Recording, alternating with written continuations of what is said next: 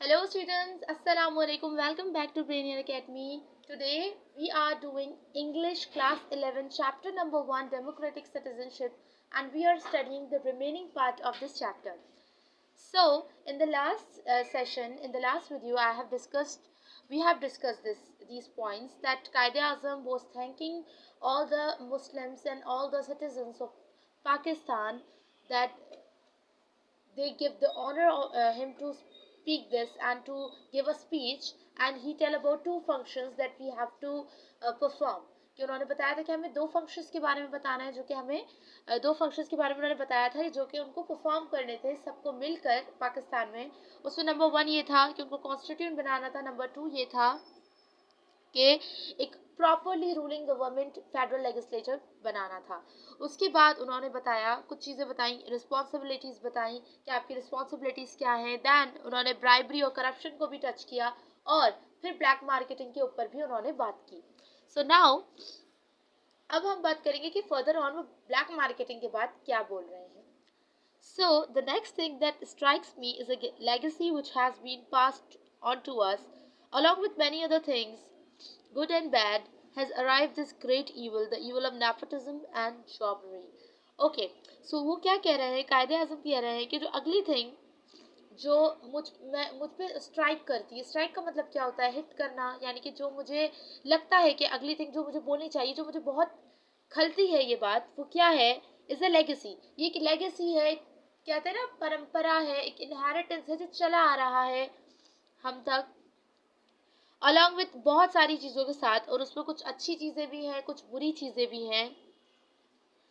यानी कि एक कहते हैं ना, एक हमारे बाप दादाओं से, फो फादर से एक परंपरा, एक you can say as well कि एक इनहेरिटेंस चलता हुआ आ रहा है. उसमें गुड थिंग्स भी हो सकती हैं, बैड थिंग्स भी हो सकती हैं, बट उसके साथ साथ एक और चीज़ भी आई है जो कि ये एक ईविल चीज़ है. ईविल चीज़ मतलब ये गलत चीज़ है, शैतानी चीज़ है. Nepotism and जॉबरी. नेपोटिज्म का मतलब क्या है? फेवरिंग करना, अपने रिलेटिव्स को जॉब देना, अपनी पावर का गलत इस्तेमाल करना और फेवरिज्म करके अपने दोस्तों को, अपने रिलेटिव्स को जॉब पे बिठा देना. This is called nepotism. And jobbery मतलब क्या है? इसमें रिश्वत आ जाती है, ब्राइब, मैनिपुलेशन करना, एक्सप्लॉइट करना, और जो है वो रिश्वत लेना, रिश्वत देना, और जो है एक्सप्लॉइट कर कर जो है किसी और को जो है जॉब दे दी, और कुछ भी जैसे रिश्वत होती है ना, बिल्कुल एकदम corruption. Main what we can use here, it is corruption. So nepotism and jobbery की बात करें, so this evil must be crushed relentlessly. वो कह रहे हैं इस इविल को जो है वो क्या कह रहे हैं, वो रिलेंटलेसली का मतलब क्या है कि इस इविल को जो है वो हमें अनसीजलिंगली खत्म कर देना चाहिए. रिलेंटलेसली का मतलब होता है without stopping and with a determined and in a harsh way आप किसी भी चीज़ को ख़त्म कर दें. ठीक है, this is the meaning of कि गुस्से मतलब एकदम आप एक जगह पे कह सकते हैं आप बिल्कुल मुस्तहकम हो जाएं, और आपको एक चीज़ को बिना रुके इस चीज़ को ख़त्म करने के लिए काम करना है. I want to make it quite clear that I shall never tolerate any kind of job, nepotism or any influence directly or indirectly brought to bear upon me.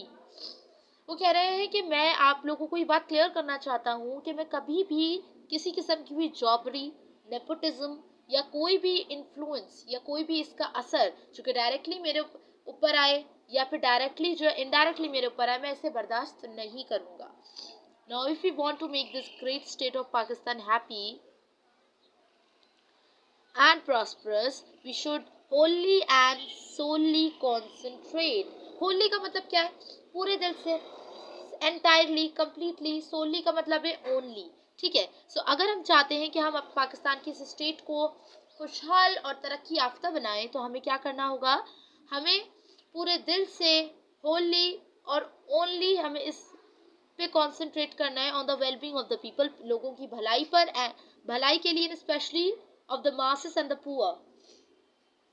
ठीक है, मासेस का मतलब है लोग, and the poor. Okay, masses का मतलब क्या है? लोग. जो ग्रेट मासेस क्या है भाई? बहुत सारे लोग हैं ना, सिटीजन्स बहुत सारे हैं, तो मासेस का मतलब यहाँ पर लोगों का एज लोग इस्तेमाल किया जा रहा है कि बहुत सारे लोगों के लिए इस्तेमाल किया जा रहा है, मासेस, कि हमें गरीब लोगों पर, हमें पूरी इतनी बड़ी जो हमारी आवाम है इस पर बहुत अच्छे से हमें कॉन्सेंट्रेट करना है, उसकी वेलबींग पर कॉन्सेंट्रेट करना है। इफ़ यू, कि उनकी भलाई पर, if you will work in cooperation forgetting the past बरीइंग the hatchet. ठीक है, अब वो यहाँ पर क्या बात कर रहे हैं कि if you will work in cooperation, अगर आप आपस में एक दूसरे की मदद करते हुए काम करेंगे और अपना पास्ट भुला देंगे, जो भी मुश्किलें कह सकते हैं वो वाला पास्ट के हमारे बीच में जो भी लड़ाइयाँ थी, जो भी प्रॉब्लम्स थी, उन सबको भुला दें और कॉपरेशन के साथ आप लोग आपस में काम करें। बरीइंग द हैचेट, बरीइंग द हैचेट का मतलब क्या है बेटा? बरीइंग द हैचेट का मतलब होता है, इट इज़ एन ईडियम, यहाँ पर एक एज अ ईडियम इस्तेमाल किया जा रहा है कि हमें सारे क्वारल्स, सारे लड़ाई झगड़ों को, कॉन्फ्लिक्ट्स को ख़त्म कर देना है और एक फ्रेंडली वे में, अब पीसफुल वे में रहना है। So you are bound to succeed. Bound का मतलब क्या है? बाउंड का मतलब है आपको आपको सक्सीड होना है। हम कहते हैं ना, we are bound to this, हमें ये काम करना है। ठीक है, तो हमें किस चीज़ का कॉन्ट्रैक्ट दिया गया है कि हमें सक्सेसफुल कैसे बनना है, सक्सीड कैसे करना है अपने कंट्री को। So if you change your past and work together in a spirit that every one of you, no matter what community, color, caste or creed he she belongs, okay, ये कह रहे हैं कि अगर आप अपने मुल्क का पास्ट चेंज करना चाहते हैं, यानी कि पहले आप लोग के बीच में जितनी भी प्रॉब्लम्स थी उस सबको भुलाकर और साथ में काम करना चाहते हैं, एक ऐसी स्पिरिट, एक ऐसी रूम में कि हर एक, फर्क नहीं पड़ता वो कौन सी कम्युनिटी का हो, कौन सी कास्ट का हो, कौन से कलर का हो, क्या उसका क्रीड हो। देखो पाकिस्तान में ना मुस्लिम्स भी थे, कुछ इंडियंस भी थी, कुछ क्रिश्चियन इंडियंस भी थे, कुछ क्रिश्चियंस भी थे, तो कह रहे कोई फर्क नहीं पड़ता क्या कम्युनिटी हो, क्या कलर हो, क्या कास्ट हो, ठीक है, क्या क्रीड हो, बिलोंग्स, क्रीड क्या है कि उसका रिलीजन, रिलीजियस बिलीफ क्या हो। आपको कलर कास्ट का मतलब तो पता है, कम्युनिटी का भी मतलब पता है, बट क्रीड का मतलब क्या होता है बेटा? कि कौन सा रिलीजियस बिलीफ, वो पहले भी, सेकंड भी and last citizen of this state with equal right. वो कह रहे हैं वो स्टार्टिंग में भी, उसके बाद भी और आखिर तक, यानी कि अभी भी, उसके बाद भी और आखिर में भी, इस स्टेट के आखिर तक वो इस स्टेट का सिटीजन रहेगा, उसको इक्वल राइट्स मिलेंगे, प्रिविलेजेस मिलेंगे। प्रिविलेजेस का मतलब है एडवांटेजेस मिलेंगे, राइट्स मिलेंगे एंड ऑब्लिगेशंस।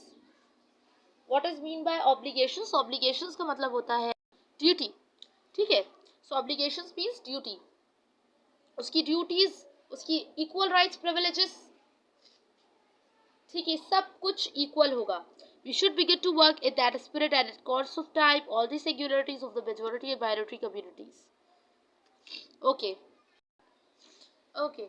अब क्या कह रहे हैं ये यहाँ पर ये लोग कि ये लोग नहीं, I mean कायदे आज़म यहाँ पर क्या कह रहे हैं कि अब हमें क्या चाहिए, हमें काम करना स्टार्ट कर देना चाहिए उस स्पिरिट के अंदर, और वक्त, और जैसे वक्त गुजरेगा तो जितनी भी कह सकते हैं मेजॉरिटी और माइनॉरिटी कम्युनिटीज़ हैं, उनके बीच में जो भी कह सकते हैं एंगुलैरिटीज़ हैं, वो सब भी साथ में मिलके काम करेंगे, और ये सारी एंगुलैरिटीज़ यानी कि कह सकते हैं अलग angularity is the quality of being angular, यानी कि डिफरेंट एंगल्स, और यहाँ पर इस्तेमाल किया जा रहा है इस तौर पर कि मेजॉरिटी और माइनॉरिटी को डिफरेंट एंगल से देखा जाता है, तो उसकी एंगुलैरिटीज़ को ख़त्म किया जाए, और वो विद कोर्स ऑफ टाइम अगर हम इस तरह काम करेंगे तो सब हमारा ठीक हो जाएगी, स्टेट और सारी लड़ाइयाँ ख़त्म हो जाएंगी।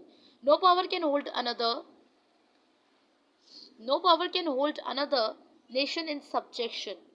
ठीक है, अब कोई भी ऐसी पावर नहीं है कि वो दूसरी नेशन को सब्जेक्शन यानी कि उस पर हुकूमत करे और उसको जो है वो अपने अंडर कर ले, तो कोई भी ऐसी ताकत नहीं है कि किसी और नेशन को वो कर सके ऐसी।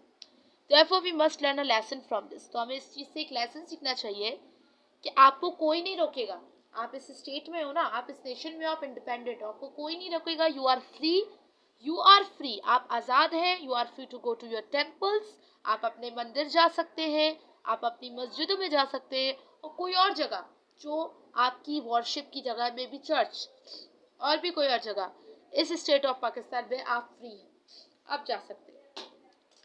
ठीक है, you may belong to any religion or caste or creed, आप किसी भी बिलीफ से हो, किसी भी रिलीजन से हो, किसी भी कास्ट से हो, that has nothing to do with the business of the state. इससे स्टेट का कोई लेना देना नहीं है कि आप हिंदू है तो नहीं होना चाहिए, आप मुस्लिम है तो मुस्लिम स्टेट है, आप क्रिश्चियन है, आप ऑर्थोडॉक्स है, इससे स्टेट का कोई लेना देना नहीं है। We are starting in the days where there is no discrimination, no distinction between one community and another, no discrimination between one caste or creed and another। अब हम लोग वो कह रहे हैं, हम लोग स्टार्ट कर रहे हैं उन दिनों में। अब हम जो जिन दिनों से हम स्टार्ट कर रहे हैं, तो आज से कोई डिस्क्रिमिनेशन नहीं होगी, कोई डिफरेंस नहीं होगा, कोई अलग, कोई जो है वो डिस्क्रिमिनेट का मतलब क्या होता है बेटा, डिफरेंशिएशन नहीं होगा। डिस्टिंक्शन मतलब सिंगुलैरिटी कि ये अलग है वो अलग है, ये चीज़ नहीं होगी। Between one community and other, कि एक कम्युनिटी और दूसरी कम्युनिटी के दरमियान ऐसा कुछ हो, ऐसा नहीं होगा। नो डिस्क्रिमिनेशन बिटवीन, कोई भी कास्ट, कोई भी रिलीजन, कोई भी रिलीजियस बिलीफ, उसके दरमियान कोई किस्म का कह सकते हैं डिस्क्रिमिनेशन नहीं होगा कि इसको ज़्यादा राइट्स दिए जाए और उसको कम राइट्स दिए जाए। We are starting with this fundamental principle, हम इस फंडामेंटल प्रिंसिपल से स्टार्ट कर रहे हैं that we all are citizen and equal citizen of one state, कि हम सब सिटीजन्स हैं और हम सब एक स्टेट के इक्वल सिटीजन्स हैं। Now ladies and gentlemen, I do not wish to take up any more of your time। वो कह रहे हैं लेडीज एंड जेंटलमैन, मैं आपका और वक्त लूँगा नहीं, मैं नहीं चाहता कि मैं आपका और वक्त लूँ। And thank you again for the honour you have done to me, आपने मुझे जितनी भी इज्जत दी उसके लिए बहुत शुक्रिया।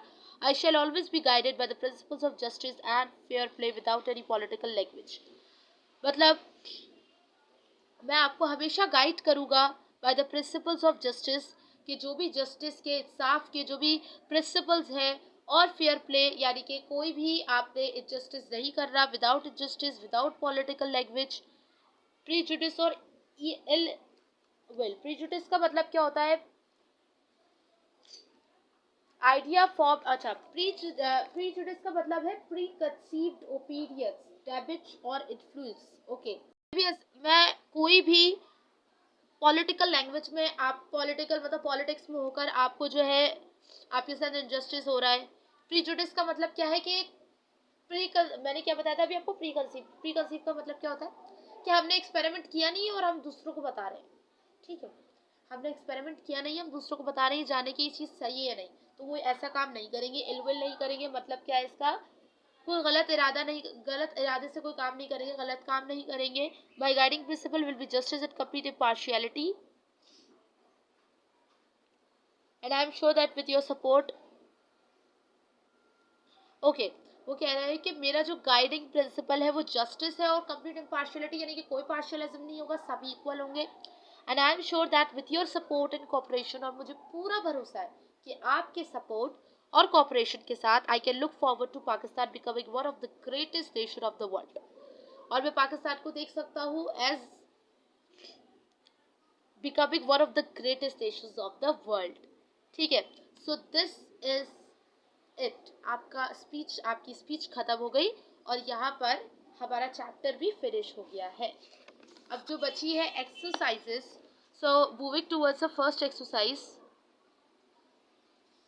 सो ये एक्सरसाइज अब नेक्स्ट वीडियो में करेंगे, तब तक के लिए गुड बाय, अल्लाह हाफिज, meet you in the next video, till then take care.